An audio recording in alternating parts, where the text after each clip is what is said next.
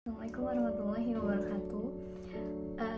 Balik lagi bersama saya Siti Sofianti. Di sini saya akan menjelaskan mengenai forum pertemuan kedua, yaitu tentang manajemen risiko, pengendalian internal, dan COSO framework.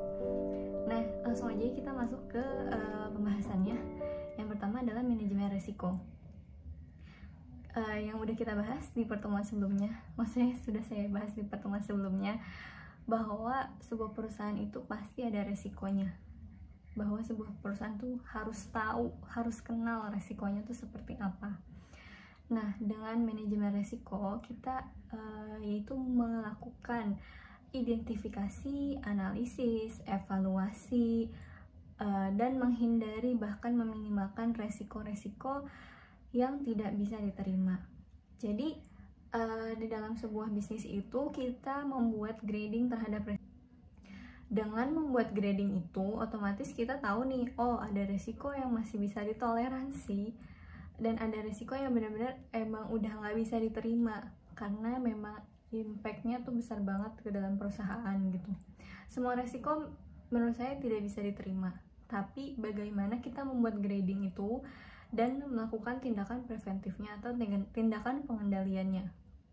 Sebelum membuat pengendalian internal, alangkah lebih baiknya perusahaan harus mengidentifikasi dulu resikonya seperti apa, memahami dulu, menilai, memetakan resikonya seperti apa. Jadi setelah membuat grading, membuat mapping resikonya seperti apa, baru membuat pengendalian internal. Contohnya gini, di dalam perusahaan kan ada yang namanya bagian untuk megang uang kas atau bagian yang handle petty cash. Kita tahu kan petty cash itu rentan hilang karena ya memang uang kas, benar-benar uang kas gitu. Nah, pengendaliannya seperti apa agar petty cash ini resiko kehilangannya itu minim gitu, bahkan mungkin bisa nggak ada gitu. Bagaimana pengendaliannya? Dengan cara mungkin kita tahu, mungkin ada jam operasional pembukaan berangkas untuk uang kas, misalnya jam sekian buka berangkas dengan cash opnam atau nominal uang saat dibuka berapa, terus jam sekian tutup berangkas dan cash yang ada saat tutup itu berapa nominalnya. Nah, itu pengendalian yang dapat meminimalkan resiko tersebut. Contohnya ya resiko kehilangan uang petty cash itu gitu.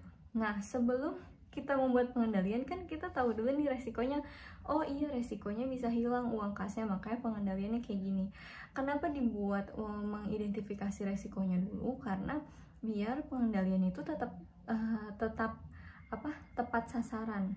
Jadi pengendaliannya itu dilakukan secara efektif ya tepat sasaran gitu. Dan kenapa sih dilakukan pengendalian internal gitu? Karena gini, perusahaan itu berdiri ada tujuannya. Perusahaan itu berdiri ya ada yang ingin dicapai gitu. Dengan membuat pengendalian internal, membuat perusahaan itu tetap stay on track. Jadi tidak membuat perusahaan itu out of tracknya gitu ya, tetap melakukan tujuan-tujuan sesuai dengan goalsnya apa. Dan di dalam sebuah perusahaan itu kan adalah orang-orang yang mempunyai visi dan misi yang sama sebetulnya, yaitu dia visi perusahaan, misi perusahaan gitu. Nah, kenapa dibuat pengendalian? Ya menghindari atau meminimalkan resiko-resiko, yaitu seperti mungkin ada orang yang mulai melakukan tindakan out of track, membuat kepentingan sendiri dan membuat tujuannya sendiri di dalam perusahaan, ya nobody knows, tapi yaitu merupakan pengendalian gitu, dibuat untuk meminimalkan atau menghindari resiko-resiko yang akan terjadi. Selanjutnya pengendalian internal. Jadi pengendalian internal atau internal control merupakan titik pusat yang tidak bisa dipisahkan dari kegiatan manajemen risiko. Nah, proses yang dijalankan oleh Dewan Komisaris, manajemen, personal lain yang didesain untuk memberikan keyakinan tentang pencapaian sebuah perusahaan. Jadi gini, manajemen risiko itu mengidentifikasikan masalahnya seperti apa. Pengendalian internal itu menitikberatkan tentang pengendaliannya, bagaimana tindakan preventifnya agar tidak sampai dalam atau titik menemui resiko tersebut gitu. Nah, terus siapa yang harus mengendalikan dan siapa yang harus menjalankan pengendalian internal? Ya semuanya, seluruh elemen yang ada dalam perusahaan, baik itu dewan komisaris, manajemen, bahkan mungkin sampai lapisan terbawah di dalam perusahaan tuh harus melakukan pengendalian internal. Karena gini, perusahaan itu kan bercabang ya, seperti pohon gitu kan. Kalau akarnya nggak kuat, ya bagaimana menopang angin-angin yang di atas. Resiko itu seperti hembusan angin yang datang gitu kan ke dalam ke pohon gitu kan. Semakin besar resikonya, ketika akarnya kuat, ya anginnya nggak seberapa hebat menghempas pohon tersebut. Tapi ketika akar yang nggak kuat menopang, ya makanya ketika ada angin sedikit pun kehempas gitu, goyang. Nah makanya itu sebenarnya pengendalian internal itu menitik beratkan tujuan perusahaan. Tujuan perusahaan itu apa sih? Ya tujuan perusahaan itu ya tujuan semuanya gitu. Apa aja tujuan perusahaan? Yang pertama operation. Kita tahu ya, perusahaan itu pasti menitik beratkan bagaimana menjalankan operasional seefisien dan seefektif mungkin. Ya efisien dalam hal waktu, efektif dalam hal bekerjanya, efisien dalam hal budget, dan lain sebagainya. Itu perusahaan pasti akan ada titik di mana perusahaan ya harus efektif dan efisien dalam menjalankan operasionalnya, tidak wasting gitu. Itu tidak wasting money, tidak wasting tenaga, tidak wasting time, tidak wasting budget, tidak wasting manpower dan yang lain-lainnya gitu. Semuanya dilakukan efektif dan efisien gitu. Itu tujuan operationnya. Yang kedua adalah reporting, especially financial reporting. Kan main of outcome of the company itu kan sebenarnya report. Either ya operasional tetap yang kita berikan, tapi kan shareholder melihatnya apa? Report. Reporting adalah yang paling penting. Maksudnya semuanya penting, tapi maksudnya reporting itu penting karena reporting ini bagian dari bentuk tanggung jawab apa yang sudah kita kerjakan operasionalnya, terus apa yang kita hasilkan gitu, dan apa yang nantinya selanjutnya yang akan dilakukan. Itu reportingnya, especially financial reporting sih. Karena gini, financial reporting itu merupakan sebuah performa, apalagi laporan laba rugi, income statement itu merupakan sebuah performa sebuah perusahaan. Dilihat, pasti perusahaan itu yang kita lihat adalah berapa sih profitnya, berapa sih labanya gitu kan.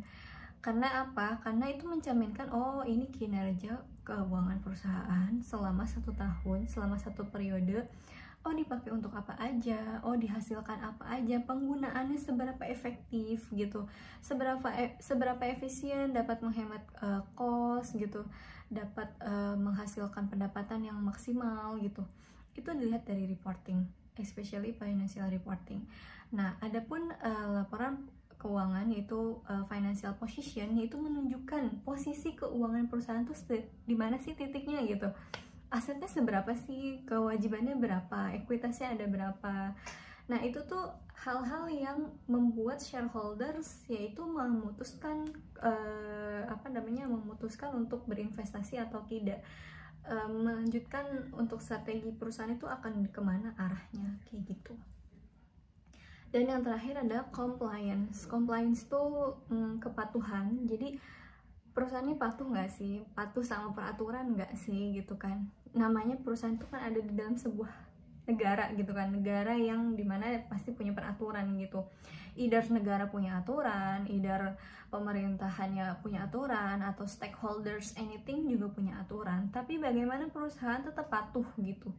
Apakah perusahaan memberikan haknya kepada karyawan, memenuhi hak dan karyawan? Bagaimana perusahaan memberikan responsibility-nya terhadap lingkungan sekitarnya, yaitu melalui mungkin bentuknya CSR atau ya banyak, dan ya seperti itulah bentuknya gitu.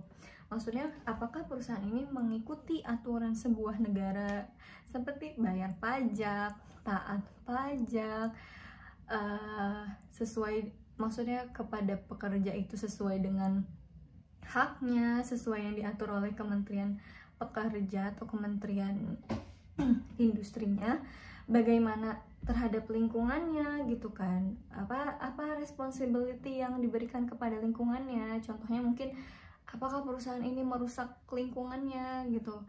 Terus contoh misalnya kalau perusahaan bukan merusak sih, menggunakan lingkungannya sebagai sumber daya, apakah memberikan tanggung jawab yang lebih gitu kan.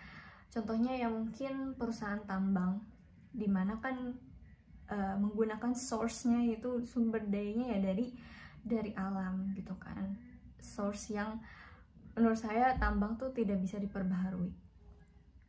Tapi bagaimana that a company giving a responsibility to environment gitu, bagaimana perusahaan memberikan responnya atau tanggung jawabnya terhadap lingkungannya, karena dia sudah memakai source, karena dia sudah memakai hasil alam, ya tanggung jawabnya seperti apa.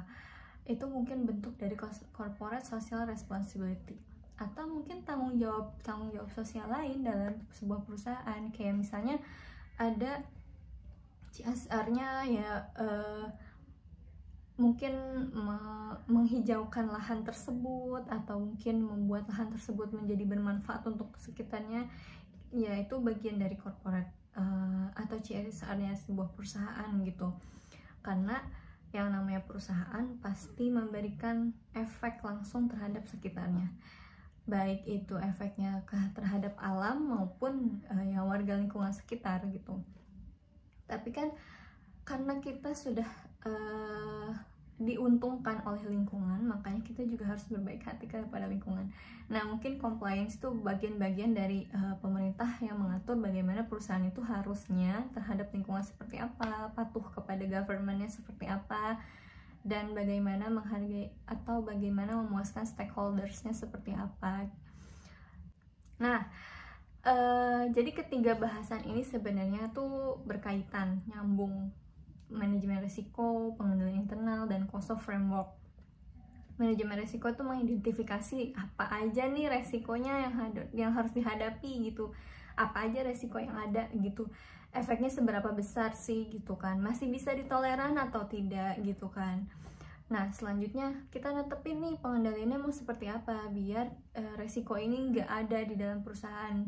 Maksudnya meminimalkan, tapi bisa jadi nihil di dalam perusahaan gitu.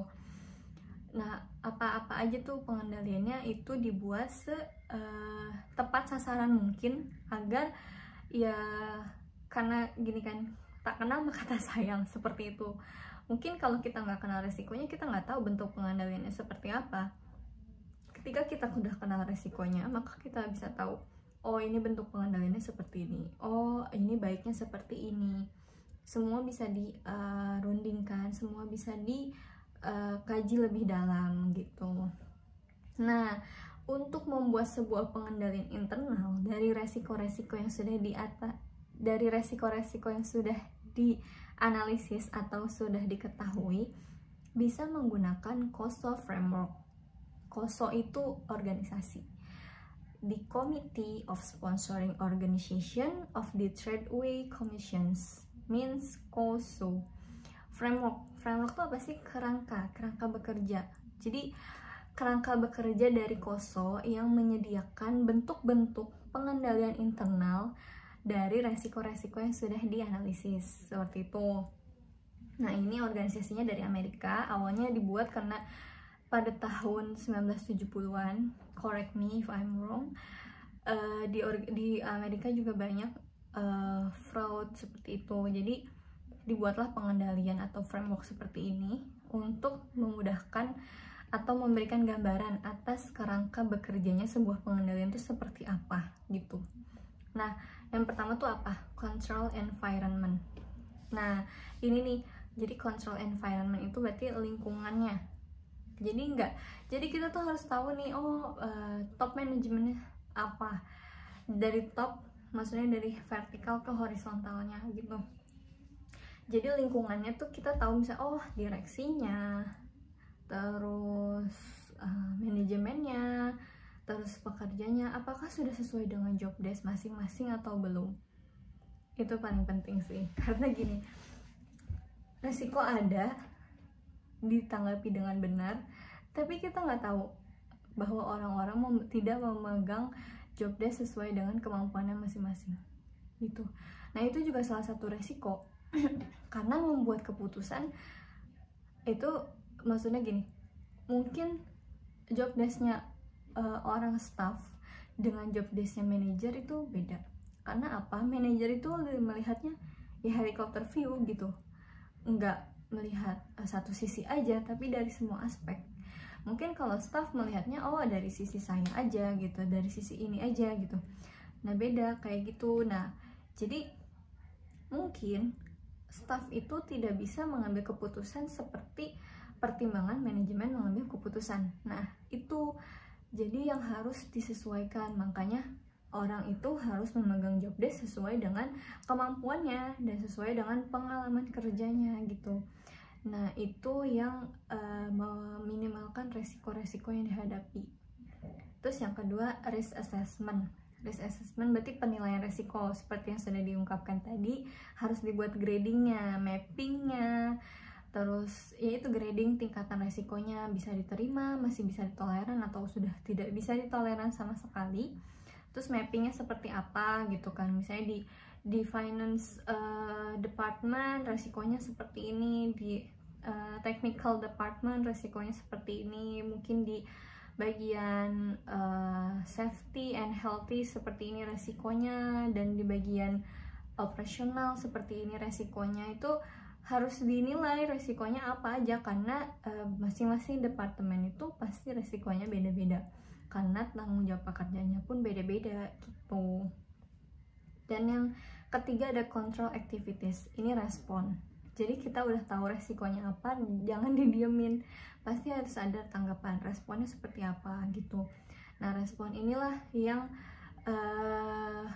dibuat mungkin untuk nantinya sebagai pertimbangan bahan pengendalian internal gitu.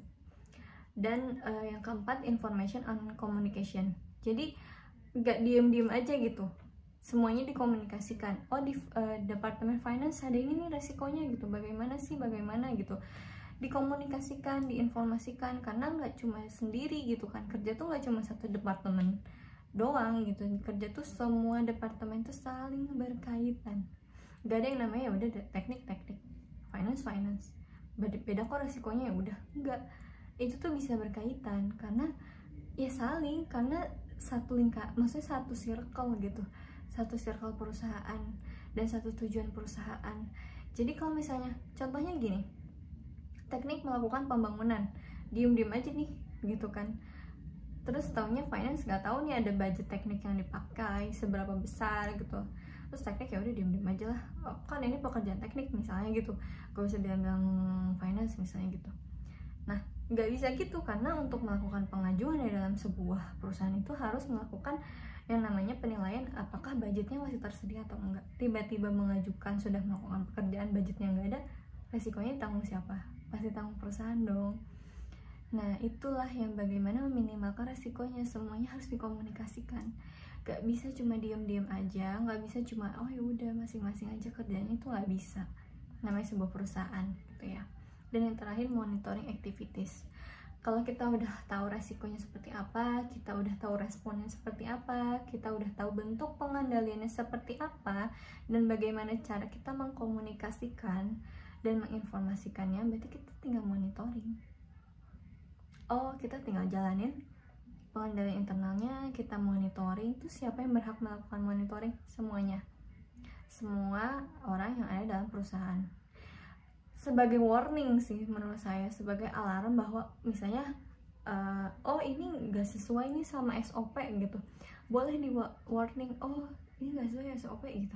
Nah itu memonitoring, nggak cuma maksudnya ya mungkin monitoring ya ada penilaian dari top manajemen juga, cuma kan namanya kita bekerja gitu saling mengingatkan kan tidak masalah gitu kan, memonitoring gitu setiap aktivitasnya. Oh mungkin hari ini kita sudah melakukan pengendalian internal ini untuk menghindari resiko ini, oh kita monitoring nih seberapa jauh sih gitu berjalannya, efektif atau tidak sih, seperti itu gitu. Ketika sebuah pengendalian internal dilakukan dengan baik dan ditaati oleh semua elemen pekerja di sebuah perusahaan, ya pasti tujuan perusahaan pun akan tercapai sih sebenarnya. Karena balik lagi gini, pengendalian internal itu ada untuk membuat perusahaan tetap stay on tracknya menjalani atau mencapai tujuannya.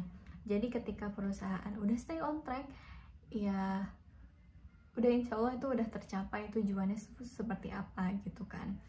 Makanya perlunya adanya berunding untuk tetap menyamakan visi dan misi, biar nggak ada orang-orang yang out of track, orang-orang yang cuma pengen ya udah akhirnya karena out of track mementingkan kepentingannya sendiri, membuat tujuannya sendiri dan ini atau dan lain sebagainya. Nah, makanya dibuatlah yaitu tujuannya compliance, bagaimana perusahaan memenuhi hak dan kewajiban pekerjanya sesuai dengan aturan yang berlaku agar pekerjanya juga nyaman bekerja di perusahaan tersebut, dan bagaimana pekerja juga memenuhi hak dan kewajibannya agar perusahaan juga giving reward, yang penting ya menjalankan pengendalian internal dengan baik supaya mendapat atau menghasilkan tujuan perusahaan yang baik juga. Jadi itu sih kurang lebihnya dari saya. Mohon maaf jika banyak kekurangannya, saya juga masih tahap belajar. Terima kasih. Wassalamualaikum warahmatullahi wabarakatuh.